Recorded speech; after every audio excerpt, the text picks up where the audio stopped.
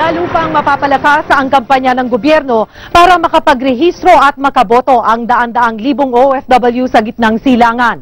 Ito'y matapos mangako ang sanggunian ng masang Pilipino na hihikayatin nila ang higit 5,000 miyembro na makiisa para sa tagumpay ng demokrasya sa bansa. May balitang Middle East, si Dinan Arana. Aktibong lalahok sa panawagan ng Embahada ang Sangguniang Masang Pilipino International Incorporated o SMPII na magparehistro para makaboto sa overseas absentee voting sa susunod na taon. Ayon sa kanilang pinuno, dapat ipakita ng lahat ng mga Pinoy ang kanilang pagmamahal sa bayan sa pamamagitan ng pagboto ng mga susunod na leader ng Pilipinas.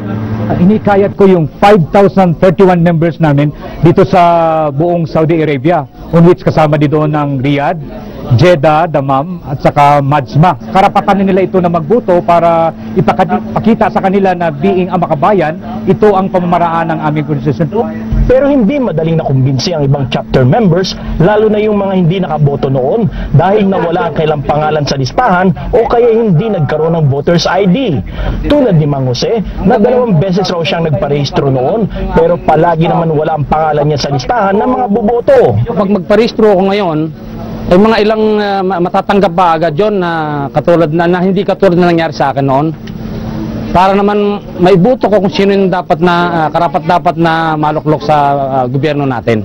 Ayon naman kay Toto, mahigit 300,000 OFW nang narito sa Eastern Region at kaunting data capturing machine lamang ang ipinadala ng COMELEC.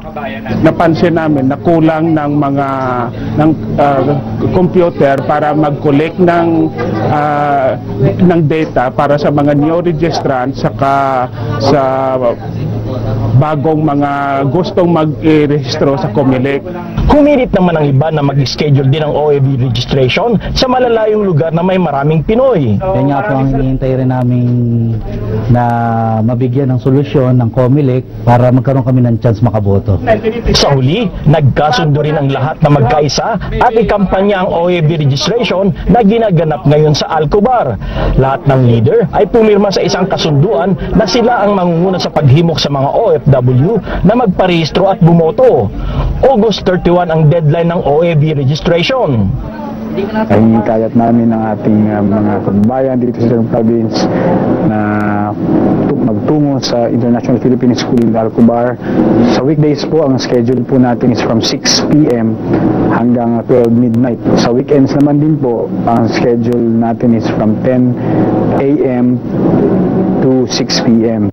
Nagbabalita sa Middle East, Dinan Arana, Katip, Saudi Arabia. Sa Jeddah